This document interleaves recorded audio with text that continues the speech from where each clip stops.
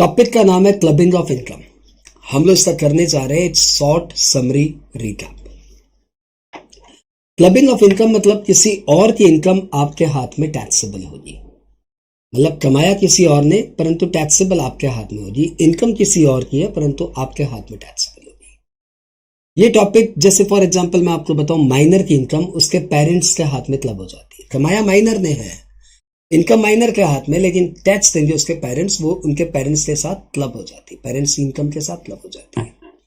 ऐसे ही हमारे income tax में बहुत सारे प्रोविजंस है, उन प्रोविजंस की एक समरी लेकर आया। The topic clubbing of income is governed by section 60 to 65। अच्छा टॉपिक है, आसान टॉपिक है। As per section 60, if a person transfer his income to another without transferring income generating asset, then income so transferred will be clubbed in the hands of transferor. यदि कोई बंदा अपनी income किसी दूसरे बंदे को दे देता है परंतु उससे रिलेटेड, मतलब जिस एसेट से वो इनकम आ रही है वो एसेट ट्रांसफर नहीं करता, तो लॉ बोलता है ये नहीं चलेगा, income will be clubbed in the hands of transferor. Section 61, if a person transfer his property to another, इस बार प्रॉपर्टी ट्रांसफर हो रही है। If a person transfer is property to another under a revocable clause, then the income from such property shall be clubbed in the hands of transferer. यदि कोई बंदा अपनी property किसी दूसरे बंदे को दे देता है परंतु under a revocable clause, revocable clause मतलब मैं जब चाहे प्रॉपर्टी वापस ले सकता हूं, या कुछ हैपनिंग होने पे प्रॉपर्टी वापस मेरे पास आ जाएगी, या कुछ टाइम के बाद ये प्रॉपर्टी मेरे पास वापस आ जाएगी।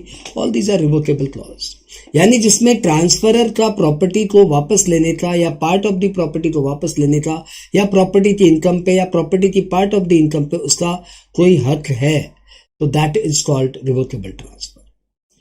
लेकिन यदि कोई बंदा अपनी प्रॉपर्टी किसी दूसरे बंदे को फॉर लाइफ टाइम बेनिफिट के लिए ट्रांसफर करे कि जब तक जिंदा रहना इस प्रॉपर्टी पे रहना, तब then the revocable clause provisions नहीं अप्लाई होगा, सेक्शन 61 अप्लाई नहीं होगा, जिसकी इनकम है वही टैक्स देगा।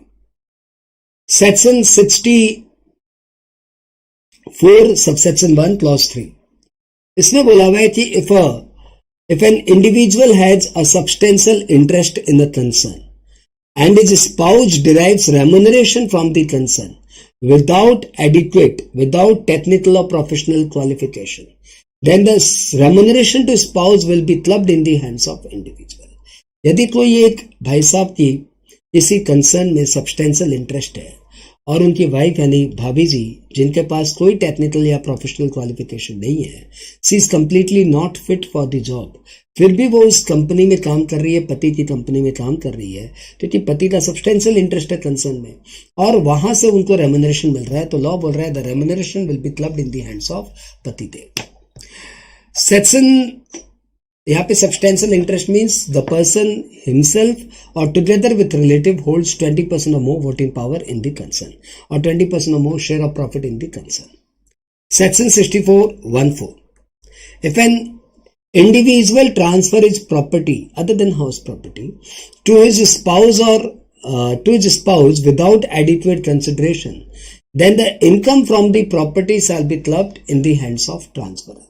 यदि कोई बंदा हाउस प्रॉपर्टी को छोड़ के और कोई प्रॉपर्टी अपनी वाइफ को देता है या अपने स्पाउस को देता है विदाउट एडिक्वेट कंसिडरेशन, तो उस प्रॉपर्टी से जो भी इनकम आ रही है that will be clubbed in the hands of transfer. House property तो इसलिए छोड़ दिया गया क्योंकि हाउस प्रॉपर्टी सेक्शन 27 से गवर्न्ड है। इस रिगार्ड में ध्यान रखिएगा, पिन मनी से यदि स्पाउस को कोई इनकम हो रही हो तो that will not be clubbed. स्त्री धन हाउस होल्ड सेविंग से यदि स्पाउस को कोई इनकम हो रही हो तो that will not be clubbed. Income on income will not be clubbed and capital gain shell also be clubbed.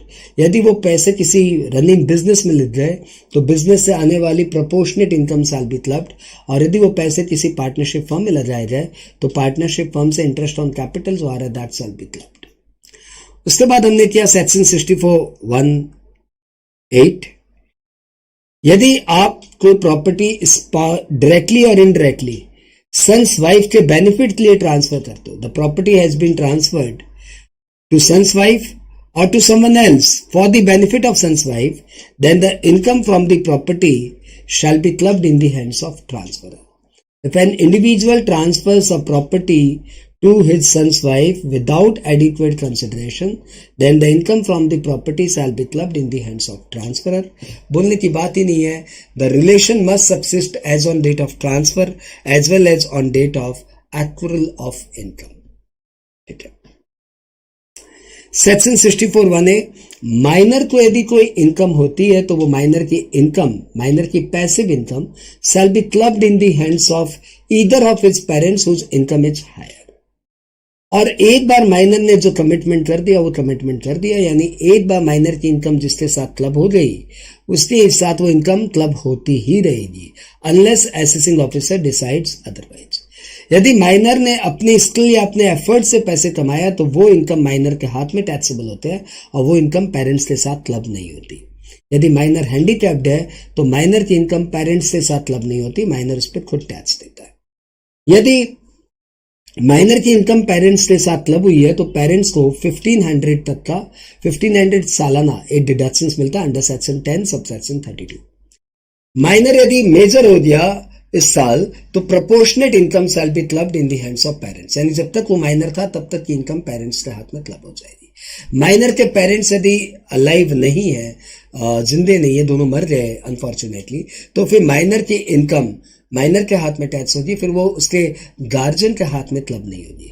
यदि माइनर के पेरेंट्स साथ में नहीं रहते, उनका डिवोर्स हो गया है, then the income of the minor shall be clubbed in the hands of the person who financially maintains the child. आगे बढ़े तो एक पॉइंट और आता है सेक्शन 64(2).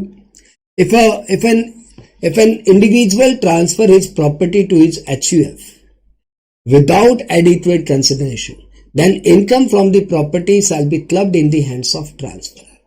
ये तब तक चलता रहेगा जब तक HUF अलाइव है.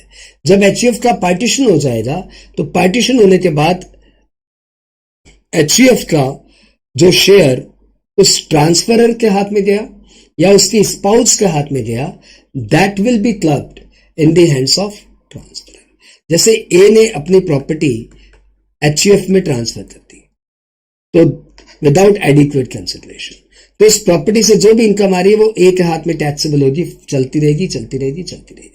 बाद में HUF का पार्टीशन हो गया और HUF के मेंबर्स ए, मिसेज ए और बी और मिसेज बी ने वो प्रॉपर्टी बांट ली, तो मिसेज ए का share will be clubbed in the hands of ए.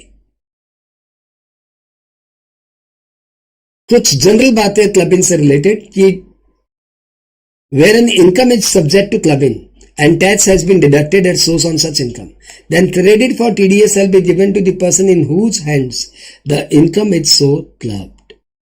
तो जिसके हाथ में इनकम क्लब हुई उसी का TDS का बेनिफिट भी चला जाता है. एडवांस टैक्स, क्लब्ड इनकम पे भी आपको एडवांस टैक्स देना पड़ेगा और डिडक्शन अंडर चैप्टर 6 से भी क्लब्ड इनकम पे मिलता है.